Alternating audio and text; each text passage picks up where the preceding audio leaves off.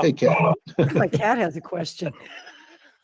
I'm ready to answer that. I mean, I saw his eyes, her eyes, his eyes. I don't know, but This is Jackie. She likes you, obviously. She keeps hello, going, "Oh, I Jackie. want to talk to Scott." I had last night on the show, or a couple of nights ago, we did a segment about a secret 1945 plan cooked up by Sir Winston Churchill called Operation Unthinkable, in which the Allies were to join, sorry, my cat's distracting me, to join No problem. forces with the Nazis to invade the Soviet Union and possibly even use nuclear weapons against major cities like Kiev or Moscow. The plan was so secret that we didn't even know about it until 1998, when the documents were finally declassified by Great Britain. Are you familiar with Operation Unthinkable? And do you see some parallels with what NATO is doing now? Did someone like dig that crazy file out of the archives and say, what a great idea. Let's work with the Nazis to invade Russia? I mean, it's. I have to be honest that I'm not familiar with that. You've got my interest peaked though, and I'm going to go and read up on it. Look, Winston Churchill. Mind. I didn't know either. None of us did. They didn't teach us this in school. Winston Churchill is. I mean, the interesting thing about that plan is when was it? Tried because Churchill, was voted out of office right as Potsdam was taking place. So it couldn't have been a very mature plan. Also, talk about using nuclear weapons. The bomb wasn't dropped until after Potsdam. Right.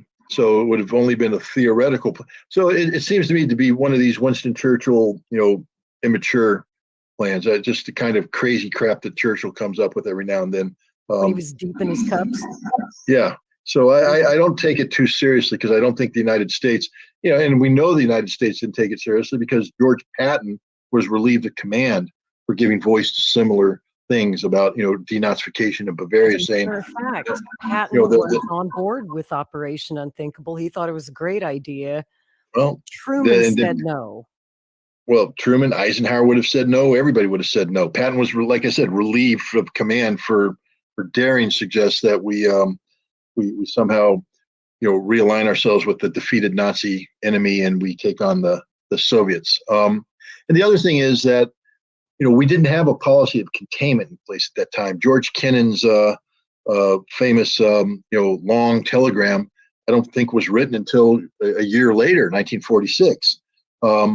So, our policy was actually at that time to fully implement Potsdam or Yalta, and then Potsdam afterwards.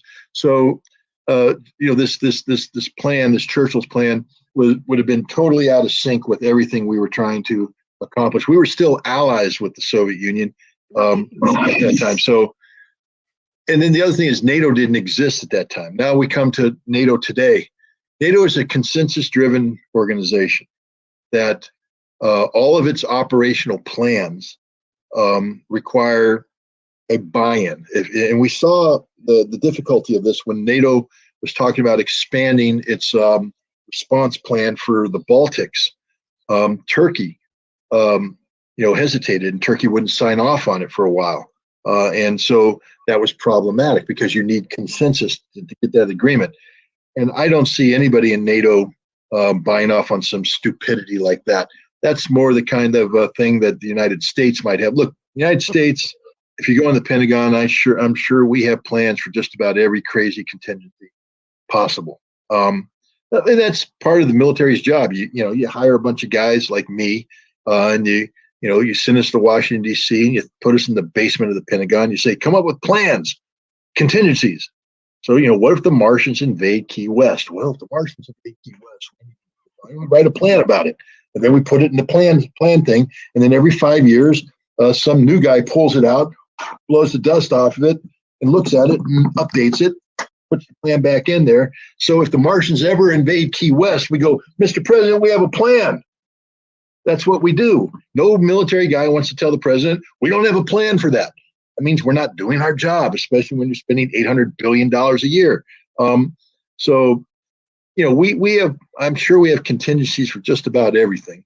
But but they're not NATO contingencies. NATO is, I mean, one of its greatest weaknesses, but one of its greatest attributes is a consensus-driven organization. So all parties have to buy into NATO plan before it becomes, actionable. So I don't think there's a Winston Churchill, son of Churchill out there right now. God, I hope not. That's the most boneheaded thing I'd ever heard. Yeah, I look forward now to I've been reading. It's scary how close we came to that Yeah. becoming operational. Had Churchill not lost the election, he was hot to try. He wanted to go get the Soviets. He never trusted them, never liked them in the first place. In his Iron Curtain speech in Fulton, Missouri, you saw that. And, he and it was the fact that we gave him so much credence as a wartime leader and gave him so much respect that a speech like that was able to carry the weight that it did. It was Churchill. We will fight them on the beach. Churchill saying things like that, and the Americans, fell for it. When in fact, when he gave the speech, there was no Iron Curtain settling over Europe. That was a product of his imagination.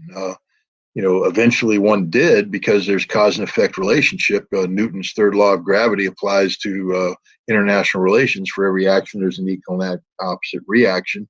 And the way we were behaving on Europe, did generate some Soviet pushback, that allowed the solidification. But we didn't have to go that route. There was a different way. We didn't have to make NATO. NATO was not a requirement. NATO was something that we created out of our own sick imaginations.